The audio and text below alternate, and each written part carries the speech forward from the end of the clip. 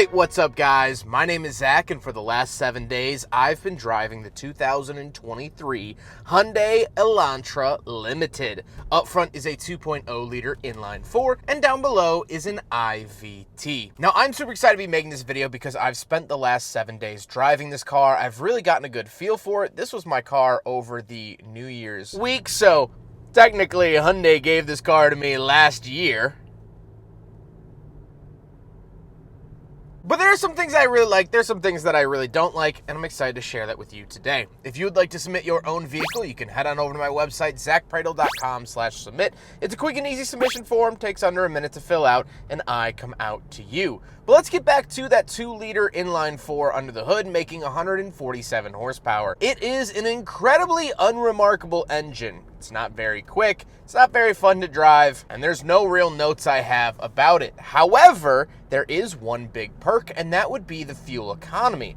While driving this car around, I managed to average 37 miles to the gallon. Now, that was about 50-50 highway and city driving, which puts it right in its range. 30 miles to the gallon city, 40 miles to the gallon highway is what the EPA estimates, so right in there. But it felt like every time I drove this car, it was getting better and better fuel economy. Now, the number you might see on the gauges is going to be a lot lower, and that's because I idled this car for quite some time for shooting this video, and that brings the average fuel economy way down. So don't believe that. After actually driving, I was around 37. Like I said, paired to it is an IVT, meaning intelligent variable transmission.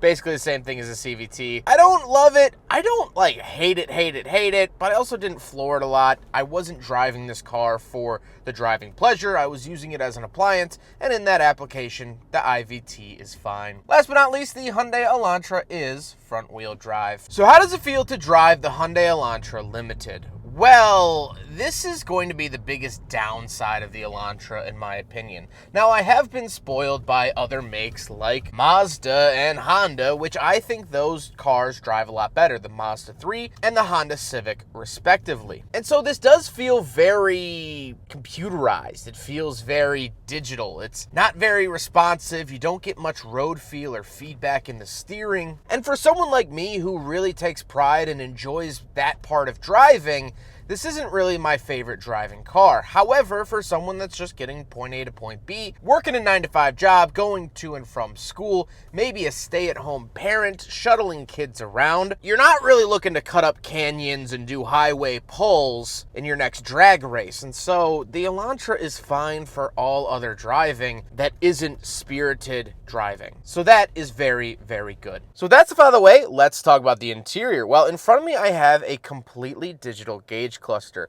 I really like this because when you do switch the drive modes, which we have sport, normal, and smart, it does change the color and you get these really cool graphics in between the modes, and I really like that benefit of digital gauges. I think the overall layout is pretty good, pretty simple and easy to read, and overall it's very manageable. On the steering wheel, on the left we have our voice commands, mode, volume, skip track, phone options, and off to the right we do have our adaptive cruise and steering assist, as well as our selectors for the gauge cluster screen.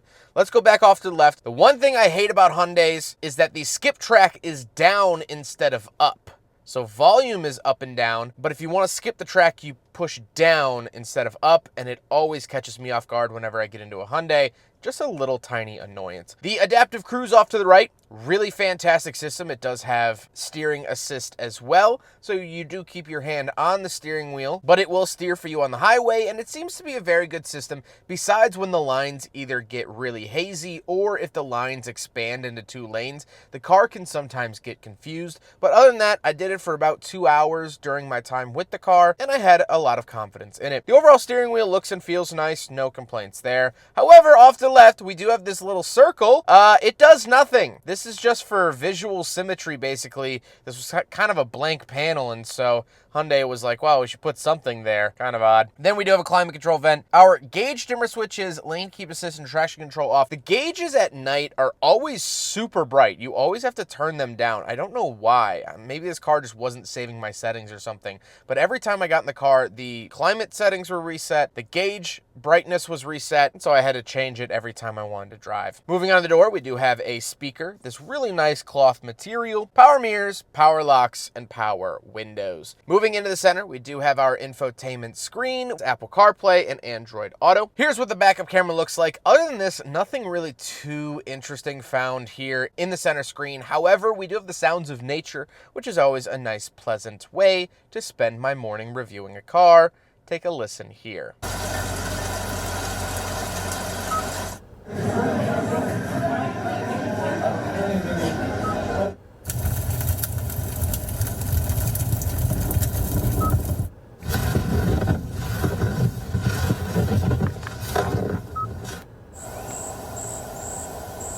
Two climate control vents surrounding the hazard switch, and we do have some physical radio buttons. I love that Hyundai is still doing this. I like the physical buttons. Then we do have our climate controls. Like I said, every time I got in the car, they were set at 75 on auto, and I'd have to crank it up or turn it down either way each time. But we do have heated seats, automatic, dual zone. Really love to see that. And down below, we have two USB-A inputs as well as a 12-volt outlet and a wireless charger down in the center. Then we have the shifter. Very run-of-the-mill shifter, nothing really crazy here. And off to the left, we do have our drive modes, like I said, for those three drive modes of normal, sport, and smart. Our parking camera button, very, very nice to see this and very useful. Power parking brake and auto brake hold. Something I don't really like is that off to the right, they did this C8 Corvette thing where they built this like barkbuster wall in between the driver and the passenger. I kind of get it for Corvettes. I kind of get it for, you know, Mark IV Supras and FDRX7s back in the 90s had this sort of style. But for an Elantra, which was a family pleasant vehicle,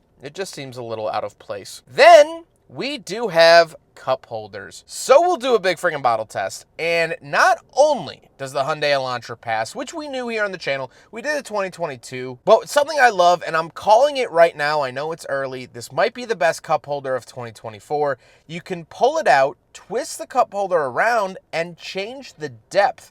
So if you do drive around with big friggin' bottles all the time, you can make it super deep, and so your arm isn't hitting the bottle all the time. Or if you always run through and get some small Tim Hortons on the way to work, your little itty-bitty coffee cup isn't going to sink into the depths of the Elantra because you could flip the cup holders around and make them shallow. Very, very lovely. I think Hyundai did an exquisite job with these cup holders, and they passed the big friggin' bottle test. These are spectacular. Then we do get a center console, and the seats are heated. The driver's seat is power, however, the passenger seat is not. And overall, they've been pretty comfortable in my week with it. We will talk about back seats, but there's one more thing I do want to talk about with the interior up front here, and that is the lighting. There's something great and something terrible about it. Let's start off with the great. You get this awesome mood lighting in the interior that you can switch in the infotainment system. A lot of Hyundai products these days, especially their Ioniq vehicles, have this, and I love it. It really adds a nice ambiance to the interior, but it doesn't overwhelm you. It doesn't feel like you're in a Chuck E. Cheese or an Odyssey Fun World. It's just nice little ambiance that you can change, especially with your mood, and you can also link it to your drive mode, so if you put into sport, it'll all turn red, which is very, very fun, and I love seeing that. What I don't like seeing is that the interior of the Elantra does not have LED dome lights. So, as soon as you open the door at night, you might as well be driving this 2009 Hyundai Elantra. That's how it looks on the inside.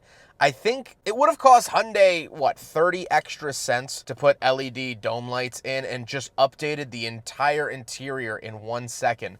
But no, they for some reason left these older style lights in here, and I absolutely hate it. However, speaking of the interior and whatnot, let's hop into the back and do a backseat review. All right, so we're in the back of the 2023 Hyundai Elantra Limited, and it is a little bit more squished than other larger vehicles for obvious reasons. Now, I do have a 2023 Hyundai Sonata N-Line video on my channel that I'll link at the end of this video. That has a better backseat. So if you are really looking for a backseat, but you want a Hyundai sedan, that would be my pick. But that being said, it's not bad back here. We do have this nice bubble in the roof to accommodate big craniumed fellows like myself, which if you're a part of that group, we have meetings every Tuesday. And over here we do have two cup holders that fold out. Other than that, like, no crazy amenities. I don't get rear vents, something I would have liked to have seen, but not the end of the world. Let's hop out. We'll take a quick look at the trunk and cargo space, and then we'll talk about the looks. All right, around the back of the Elantra, little button right here. So it took me a second to find it because there's nothing under here. It's just that tiny little button in the center. Once we do pull it up, it does have decent trunk space, not anything crazy. This is a big advantage of like bigger Hyundai SUVs have over the sedans, is the rear hatch space, because there is a pretty good amount of space in here, but the actual opening is a little bit small. So if you do plan on hauling dogs, big cargo containers, whatever it might be, I'd highly recommend looking at Hyundai SUVs. Like the Tucson is a really good pick. So other than that, though, for a trunk of a sedan, nothing too crazy, but also not bad. Now we got to talk about the looks, and I really, really like the look of the Elantra. I think it's done really well. I really like this color, too. This is known as Electric Shadow, which I think is a really nice color, and overall, I've been pleasantly happy with the exterior, especially at night. I think the light bar across the back looks really, really good at night. This is a design trend that is becoming ever so more popular, and I love it. I love LED light bars, and so I think this does it really well. With all of that being said, let's get on to my final thoughts. What do I think, having driven the Hyundai Elantra Limited for the last 7 days? Well, I've really enjoyed my time with it. Yes, I do have some really small nitpicks. The skip track button, the weird interior circle, the interior lights, and it's a little dull to drive. But those are drops in the bucket when it comes to the Elantra.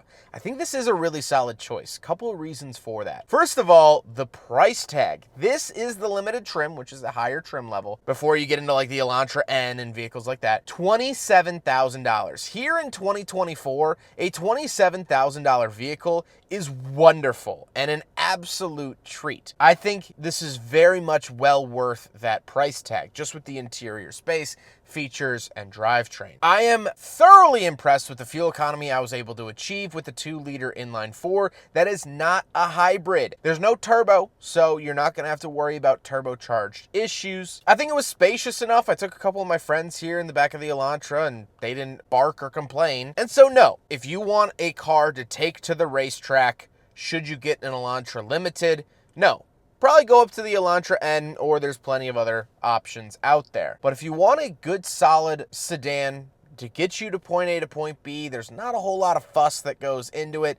That feels relatively modern enough. There's a couple of things I would change, but relatively modern enough. Well, this is a wonderful choice. And I wasn't sure how I was supposed to feel coming into this video, but I know coming out of it, I'm very happy with the Hyundai Elantra. I hope you guys enjoyed the video. Huge thank you to Hyundai for letting me drive their Elantra for the last 7 days. Hyundai has been absolutely awesome to work with. I look forward to working with them even more here in 2024 and sharing their wonderful vehicles with you. Huge thank you to Drive Shop for facilitating the cleaning and delivery of this vehicle, and of course the Midwestern Automotive Media Association. But I hope you guys enjoyed the video. Don't forget to rate the video, comment on the video, and subscribe if you really liked it. Take care, guys.